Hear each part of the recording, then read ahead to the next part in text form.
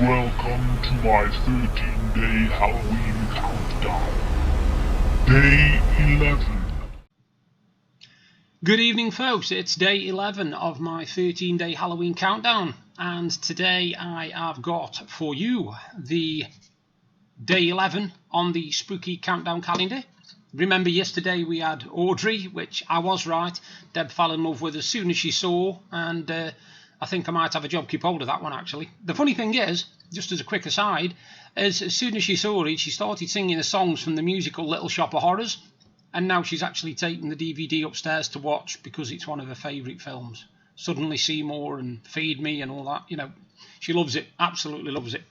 Excuse the red underneath, looks like my neck's bloody, doesn't it? No, it's a t-shirt.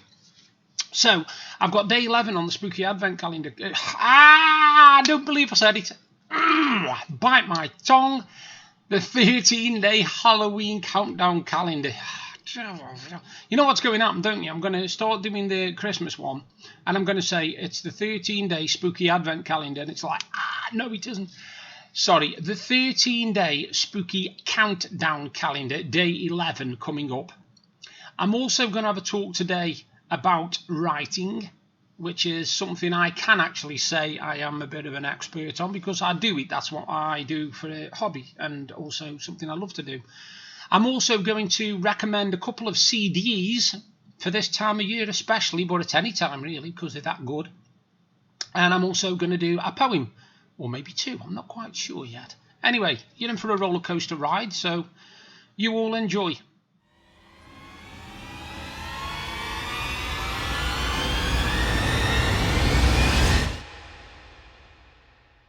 Enjoy. So here we go. The calendar. Off with the lid. Stay there. Opens the doors when I can. Let's go. It's looking a bit bare now, isn't it? You know. Day 11, 12 and 13 left. So day 11. And of course the door pushed inwards, didn't it, instead of coming outwards, so that's just ow, trap my finger. Oh dear. I'll just put it down before it maims me anymore.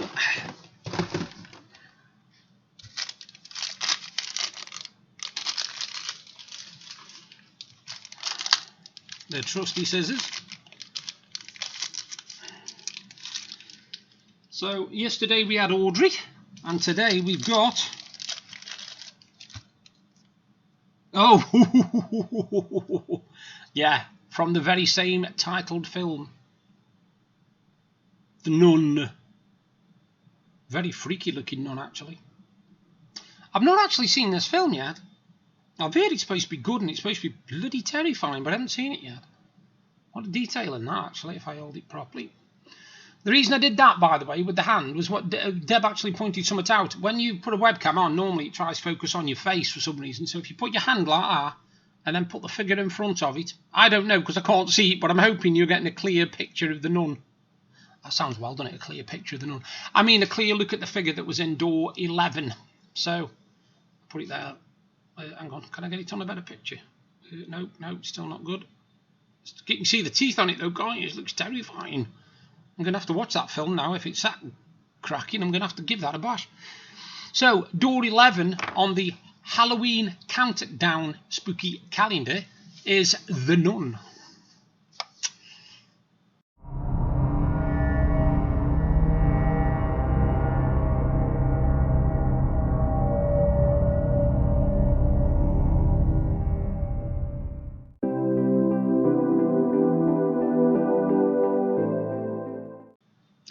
Right, before I start talking about what I want to talk about today, I just want to wish my sister, Paula Caddick, and also my nephew's fiancée, Chelsea, a speedy recovery. Unfortunately, both of them have tested positive for COVID, and they're not doing too well at the moment. They've both got high temperatures and fevers and stuff, and fingers crossed that everything goes okay. So if you could... if you could send them your wishes as well, then just write underneath this vlog, anything will be nice so I can read it to them. My sister watches my vlog as well, so, it'll be nice. It's a big shout out to Paula, get well soon, sis. Right, I'm going to talk today about writing. And the reason I'm going to talk about writing is because I was talking the other day to you, if you remember, about things that make... That was spooky for Halloween, wasn't it? The boxes just fell over. Scared the life out of me. I was talking the other day about things that make you feel good and things that make you feel positive. And one of the things that make me feel good and positive is writing. I've been doing writing for a number of years. I started when I was about 8 years old writing poetry, and I also started making up stories. Now, the thing about when you're a writer, if you're a writer, you might be able to relate to this, is your brain never switches off. You can't ever have 5 minutes where your mind isn't coming up with some idea, fantastic idea or supernatural idea or horror idea or sci-fi, even romance, sometimes. And you think to yourself, this must be what it's like to be creative, because your brain never switches off. I'm not talking like brain switching off when you're thinking about, I wonder how Liverpool are getting on at football. I don't mean that kind of switching off. I mean, your head's constantly coming up with different scenarios and stories and everything in your head, and poems as well. I can't go a day without thinking of a poem up here, and then sometimes I write them down, and other times I just think, I'll leave that one. But when I first started writing, obviously I did it at school, and I thought nothing of it, but these ideas came straight to my head simply. It wasn't like I had to think. If we were asked to write a story about, say, I don't know, a man living in a house or something, I wouldn't just put a man lived in a house. I would do literally like a flipping 30 or 40 line description of the man in the house. A bit Stephen Kingish, if you know what I mean. And the teachers used to look at this and think, they used to say it was very, very strange, and I thought whether I was weird or what. But as I went through my life, I started realising that this imagination I've got for writing stories and creativity is a blessing. It's a gift. It's a gift I've been given. And when I say it's a gift, I'm not saying like it's something which I've earned, because I haven't earned it. I don't know where I get my creativity from, because my mum was no good with stories. She used to read Barbara Cartland and Betty Neal, so literally that was her reading. My dad never read a book. I never saw my dad with a book in his hand at all. The closest I saw him was the Sun newspaper, and enough said about that about it. So somewhere along the lines, I had this creative gene in me. Now, I started writing, and my writing, especially my poetry anyway, got me through some of the darkest times in my life. I started taking my feelings and literally putting them down on paper. I always said that my poetry is what my heart and my head feel, translated so that you can understand it. Because sometimes I don't find it hard to put it into words, but I find it easier to write it down as a poem.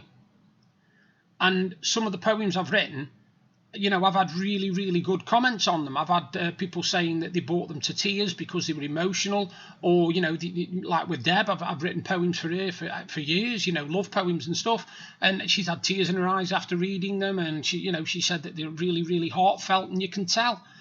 And that's what a lot of people have told me. My writing hits nerves, it basically makes them...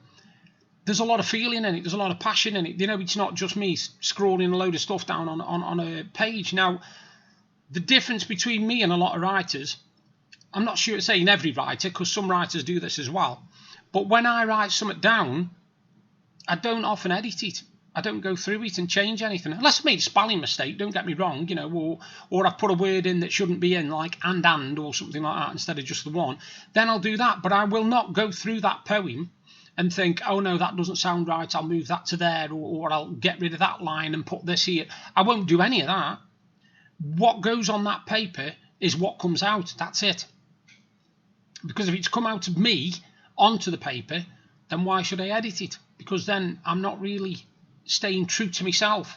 I'm altering it. So it's not what I originally felt when I wrote it. Now, it's the same with my stories in a way.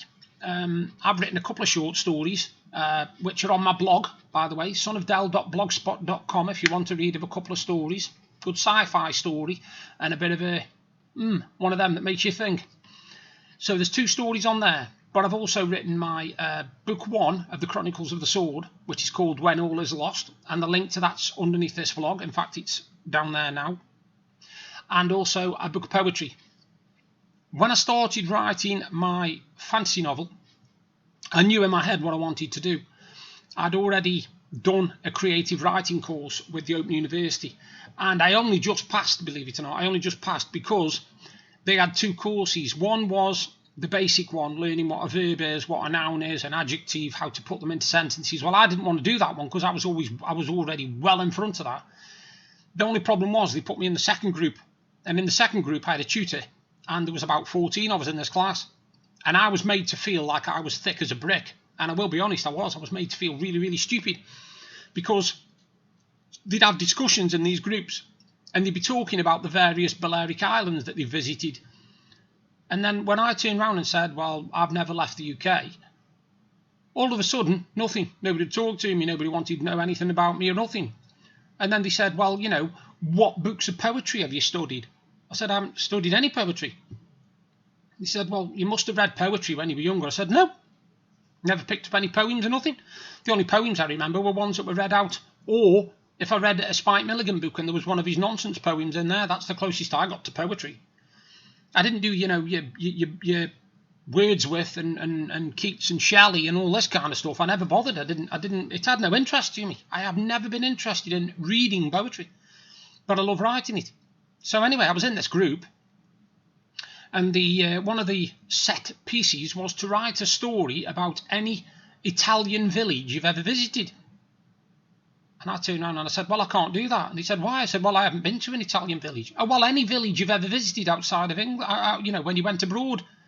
I said, I've never been abroad. He said, oh, right. And they were stumped.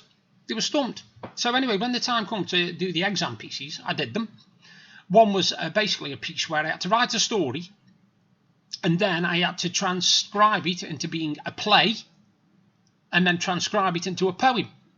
And I did one called 12 Hours, which I might read out to you in a bit, actually. That might be one of my poems I read out. And it's called 12 Hours. And what it basically is, the synopsis of the thing is, it was a short story about a man and woman who are basically riddled with guilt, because while both of them were busy doing different things, the daughter had wandered into their back garden and drowned in the pool.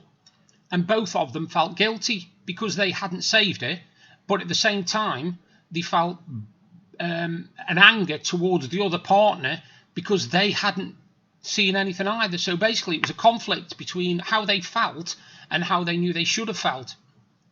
And basically, it's a story all about that. And anyway, I did this poem called 12 Hours. And at the end, I did pass. I just about passed the course. And they turned around and they said, I did well, but poetry was my weakest subject. I didn't really use very good descriptive words or adjectives or things like that. And I just thought, well, what a load of cobblers. I mean, I'd been on Starlight Cafe for years at this point, and I'd written hundreds of poems, and I'd had comments from Australia, Canada, America, you know, all over the world I'd had comments from people saying, what fantastic poetry, brilliant imagery, I love the way you describe this, blah, blah, blah, blah, blah. And I thought, well, great now. So I only wanted to do poetry, but they didn't have a poetry class. They only had a creative writing class. So anyway, I passed it. And after this comment, it got me down a little bit because I started thinking, well, are they just being nice to me then, people? Or is it really crap? You know, am I not that good? Anyway, what I decided to do was I decided to put some more poems on the internet. And one person just left a comment once. I said, you know, all comments, constructive criticisms, welcome because I'm trying to get better. And somebody just put, this is rubbish, you know. And I thought, well, what does that mean? What does that help me to, as a writer? How does that help me? You telling me that my work isn't going to help me as a writer. Tell me why it's like that. Why, when you read it, do you think that it's crap? What have I done to make you think that? Have I written too much? Have I written too little? Have I used too many descriptive words? Too few descriptive words? I don't know by somebody posting that. So I thought, right, okay, fair enough. And I had this story in my head for ages. And I kept putting it down and thinking, writing. And I kept writing it on my computer. And I wrote it and wrote it and wrote it. And then I thought, what am I going to do with this now? I'd finished book one and I thought, bizarre, what am I going to do? I thought I should have write to a publisher. And then I looked at how much it costs to get your book published. And it was more than I got at the time, miles more than I could afford at the time to get a certain amount of printed books so that I could hand them out to my family, just so they could have a read, really. And then I went on to Amazon, and I'll put the links underneath for this as well, because it's a really, really good resource. And basically, they've got all the information there on how to self-publish your books. And what you do, basically, you use these 3 or 4 programs that you put your story into. You then decide how many words you want on, how many words you want on a page, how thick you want it, where you want the chapters, etc., etc. You design the cover as well. You can design a cover for it. And then you basically sell it through Amazon. And they get something like 30 pence out the pound or something, and I get the other 70.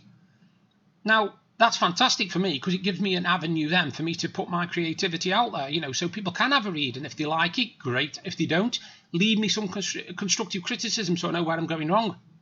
Now, yeah, I've only sold about 40 copies of my book in total, but I'm not J.K. Rowling, I've not got finances galore, I've not got connections all over the place or nothing like that. I'm never going to be a J.K. Rowling, do you know what I mean? I'm just a standard writer. But what I always do, and I'll just say this now, is when you're thinking of writing a story, don't just suddenly start writing it, because you'll get nowhere. You have got to basically create the story before you write it. You've got to know in your head the names of characters. You've got to know in your head what kind of characters they are, what they would look like if they came to life, how they would behave, how they would react to situations. You've also got to know about places, where you want this to take place. Is it in the future? Is it now? Is it somewhere we know? Is it somewhere made up? And also then you've got to be very, very careful if you're going to do like of somewhere, say I did one about Blackpool, I've got to be very, very careful that I don't mention something that I shouldn't mention. And before I know it, I could get done for it. I could get, slander or whatever, or even plagiarism.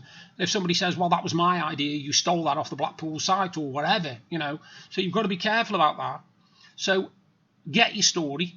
Don't think of a title yet. If you don't want to think of a title yet, you don't need a title. I didn't put a title onto mine before I was 2/3 of the way through.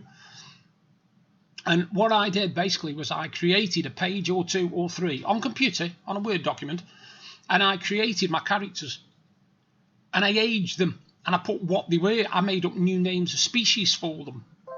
And what I basically did, I put it all together, and all of a sudden, before I'd written a word of my story, I'd already got my characters done, my design of where I wanted to go, how I wanted the plot to develop, who's going to be good, who's going to be bad, what's going to happen. I already had this before I started writing it.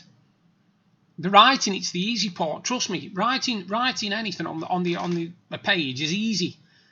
But if you're trying to write a story, a book, like I was, you can't just start, there was a man walking down by the beach, blah, blah, blah. You can't do that, because you'll suddenly say, where's this going? You've got to know where it's going yourself. And once you know where it's going, and your head starts, if you've got a creative mind, your head starts playing it, you will almost see run in your head like a film. You'll see everything happen in your mind.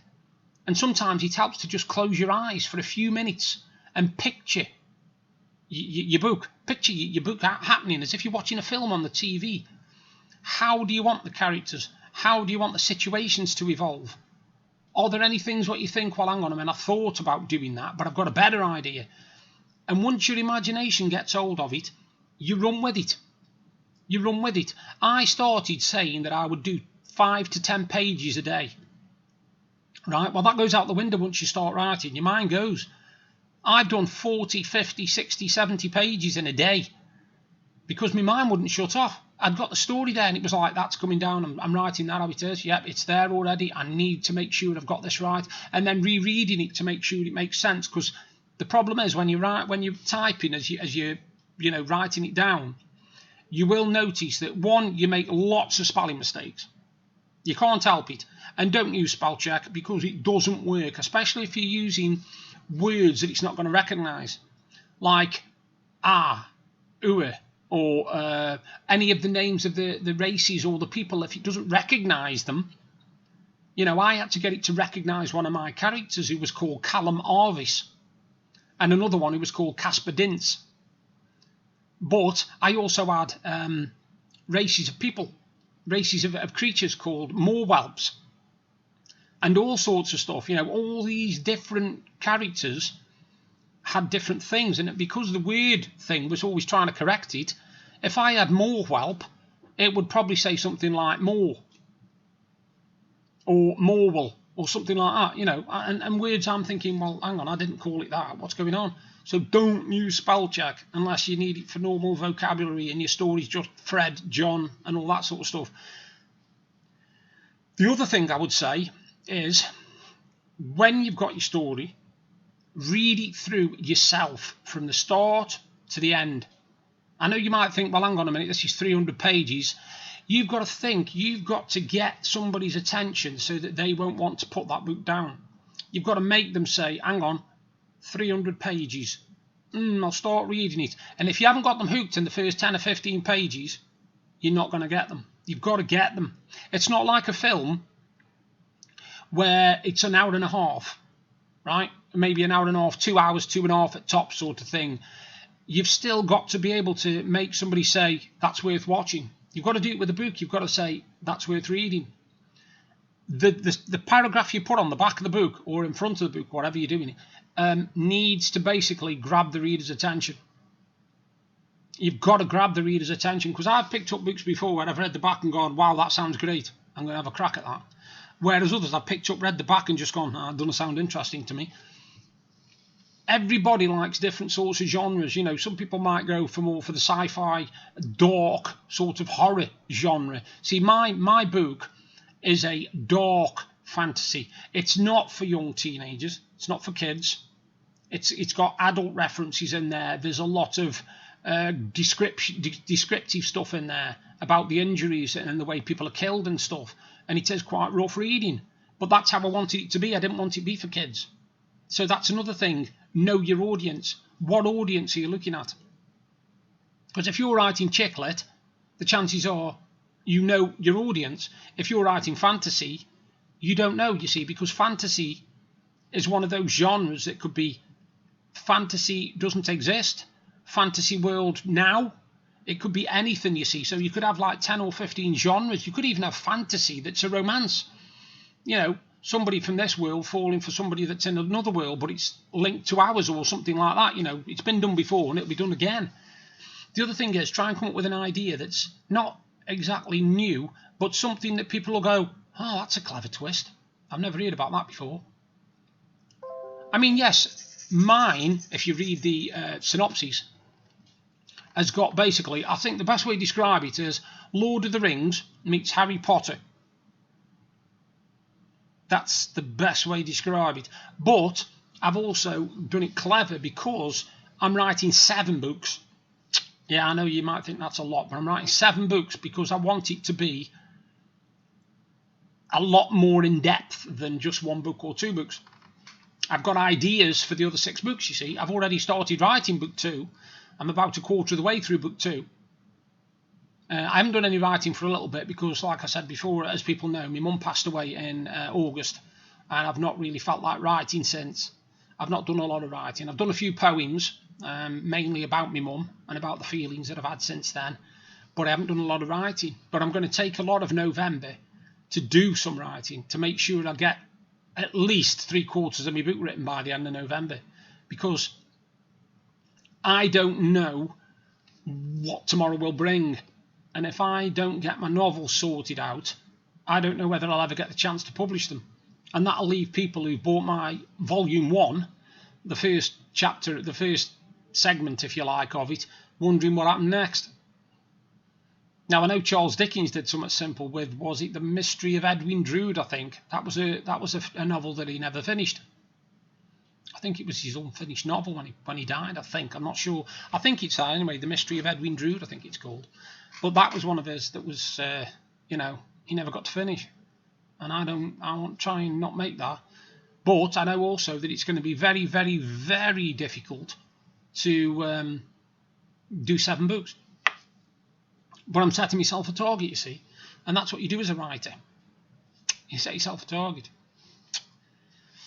Anyway, I'm now going to pause the video for a moment, and then I'm going to show you a couple of CDs.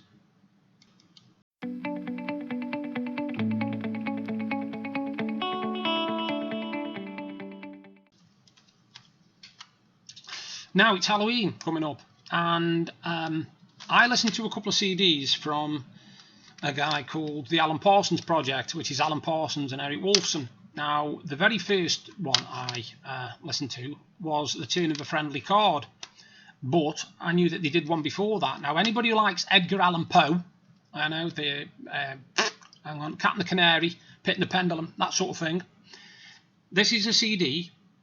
You can see that if I hold it up. I'll do it a little bit at a time. You can see the Alan Parsons Project there and Tales of Mystery and Imagination. Now, what they basically did, it was like a rock album. It's rock music. It's really, really good rock music.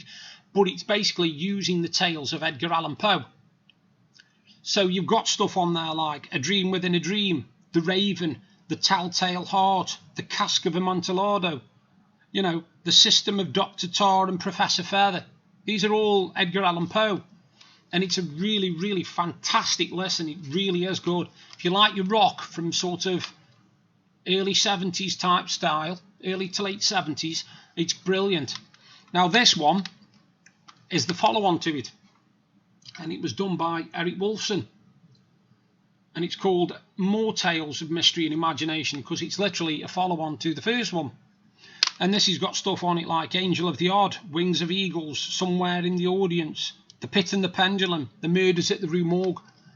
So they're all things based on Edgar Allan Poe. Now, if you've ever read any of Edgar Allan Poe, it's creepy. It's really good, creepy stuff. And these tunes do it justice. So I don't usually recommend music on my vlogs, but I would recommend, especially at this time of year as well, it must have just come into my head with it being Edgar Allan Poe, I don't know. But they are really, really good, so I recommend Tales of Mystery and Imagination 1 and More Tales of Mystery and Imagination. The first one by the Alan Parsons Project and the second one by Eric Woolfson. And I'll put the links again underneath this vlog so that you can purchase them if you want, or at least listen to some excerpts from them. Because I think where I do the link to, you are allowed to listen to a little few seconds of each one. So